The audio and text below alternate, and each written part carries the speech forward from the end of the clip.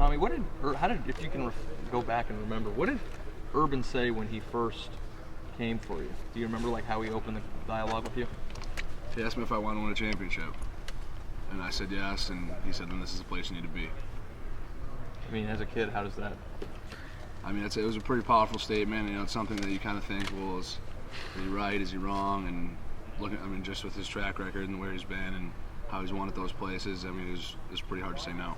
How involved were you with Noah and Cam at the time too? Like, did you guys have to talk about it together because you all kind of did it at the same time? But like, was it like a joint effort? Were you guys leaning on each other? What would you take me back to that? I mean, we had conversations about it, but we kind of wanted to let each other make our own decisions. But yeah, there was definitely conversations, just kind of what are you thinking here, what are you thinking there, as far as coaching staffs and stuff like that. But in the end, it was really all of our own decisions. You talk about, finally getting the chance to start, and Cam Williams is a guy who it looks like won't get that opportunity as a senior, but a lot of the linebackers still speak really highly of him and his leadership. Can you just talk about what he brings to the defense, both as a player and a person?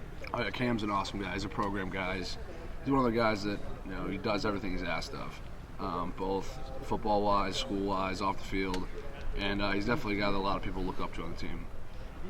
Both you and Adolphus, obviously, with some new roles this year. How are you two adjusting to those roles? How does the interior of the line look? I think we look great so far. I mean, I think we put in the work to be a great defensive front this year. And with Adolphus and I, we both kind of went back and forth between playing 3 technique and 1. And so we're both familiar with both spots, and I'm looking forward to getting out there next week. Tommy, when a kid comes here as a top-rated prospect, is there more pressure to perform? Yeah, I think so. I mean, just with how recruiting is these days and all the hype and all that kind of stuff, it definitely puts more pressure on these guys coming in. And I mean, sometimes that's difficult for guys to live up to, and it overtakes some guys. But I think our freshmen this year have done a great job of coming in, putting their head down, and going to work. What was it like for you? It was tough. It was tough. I mean, especially being a guy from out of state and not knowing a whole lot about Ohio State football and the culture and the tradition here, and not being as familiar with some of the recruits, guys from Ohio. It was a little more challenging, but everyone was very welcoming, and I got used to it pretty quickly. How does Ohio State balance the fact that, right now the 2016, 2017 classes, those are guys where they're all 4 stars, and just, numbers-wise, they won't all be able to have the impact that their rating would suggest they would. How does Ohio State handle that type of situation?